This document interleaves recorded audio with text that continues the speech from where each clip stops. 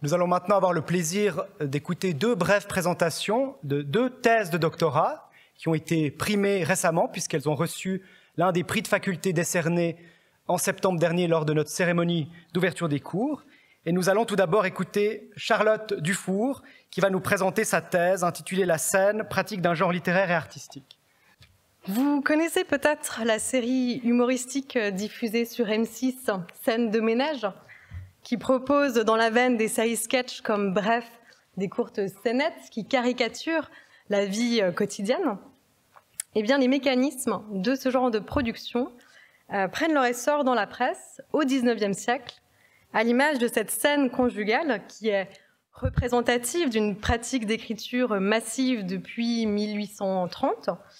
et qui initie donc ce format, quoique les mots d'insulte aient évidemment un peu changé depuis. Dans tous les cas, il y a bien un modèle de la scène de ménage qui se met en place, un modèle qui est encore façonné par les scènes graphiques, qui côtoie de près dans le journal les scènes écrites, comme cette caricature de Daumier, qui illustre une fâcheuse découverte au sein d'un foyer, l'épouse ayant récemment découvert l'infidélité de son mari, qui se retrouve de toute évidence dans une mauvaise posture. La scène à laquelle fait référence le titre de ma thèse, c'est donc bien celle-là. Non pas la scène de théâtre, bien que la dimension dramatique soit souvent présente. On pense aussi aux variations même du mot, mettre en scène, se mettre en scène, faire une scène, etc. Mais bien à la représentation donc de ces lieux communs que l'on nomme familièrement des scènes et qui se manifestent en littérature par un type d'écriture particulier et identifié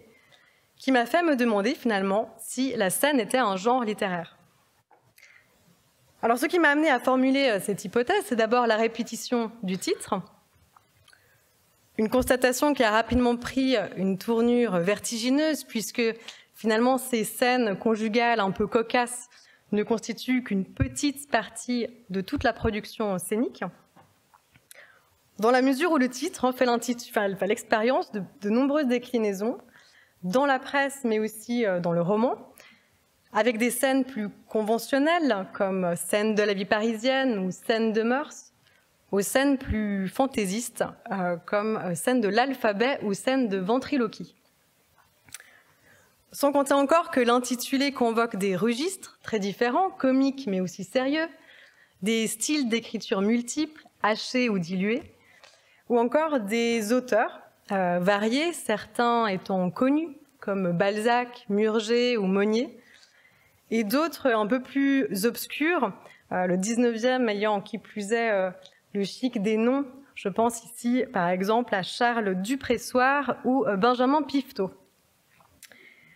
Autrement dit, et malgré la diversité des titres, dont vous voyez paraître à l'écran quelques exemples, la répétition de l'intitulé signale vraiment ce besoin de créer l'étiquette « scène de », soit pour des raisons éditoriales, pour identifier un type de roman, ou pour des raisons tout simplement commerciales, comme un titre à la mode. Alors, une des grandes entreprises de la thèse a été de constituer un corpus qui comprend un peu plus de 600 titres. C'est la constatation vertigineuse à laquelle je faisais référence tout à l'heure, mais je vous rassure, je n'ai pas tout lu. Ce vertige, c'est aussi finalement le charme de la recherche, puisque cette enquête qui a nécessité plusieurs mois dans les archives a permis de mettre en évidence une trouvaille, la trouvaille convoitée par la chercheuse ou le chercheur, un plaisir de la trouvaille que vous avez d'ailleurs expérimenté à l'occasion de vos travaux de mémoire. En l'occurrence ici, la découverte d'une pratique d'écriture qui est typique du XIXe siècle, puisque les occurrences sont quasiment inexistantes avant 1810, et qu'elles s'essoufflent petit à petit au début du siècle suivant, vers 1905-1910,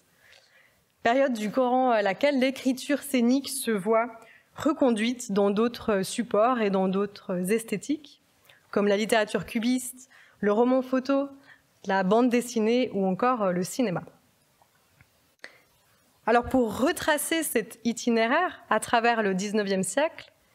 J'ai opté pour une approche interdisciplinaire en étudiant les interactions entre la scène littéraire et d'autres pratiques, comme l'édition, le théâtre, la photographie ou encore la peinture. Cette dernière a par exemple occupé un chapitre entier de la thèse, puisque la scène, en raison du cadre qu'elle impose, invite à un véritable arrêt sur image. Un arrêt sur image qui répond, qui plus est, à un certain engouement du public à regarder par le trou de la serrure, à l'image de cette peinture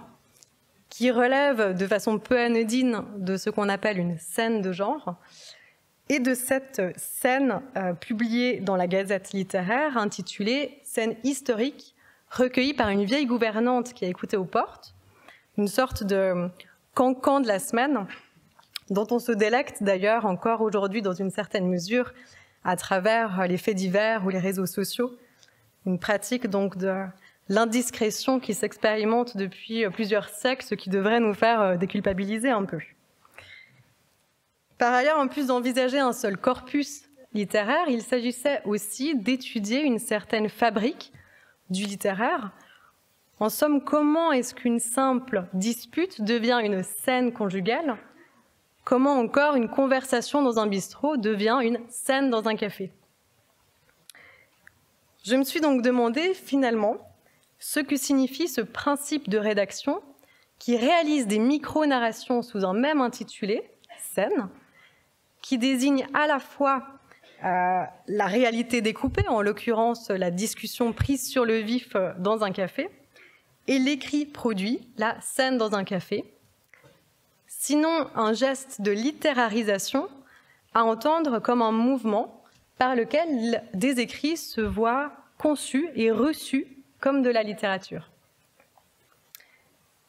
Par conséquent, et pour résumer cette recherche, et ce sera le mot de conclusion,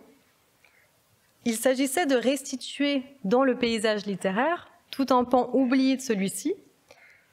et de montrer la manière dont s'est construite véritablement cette pratique d'écriture en identifiant les modalités qui ont permis au genre de la scène d'exister au XIXe siècle, mais aussi de persister dans la mesure où cette écriture du voir et son système de mise en représentation constitue une matrice qui est susceptible d'être reconfigurée dans d'autres arts et dans d'autres siècles, selon leur propre code. En témoignait donc la capture d'écran qui ouvrait cette présentation issue de scènes de ménage. Merci.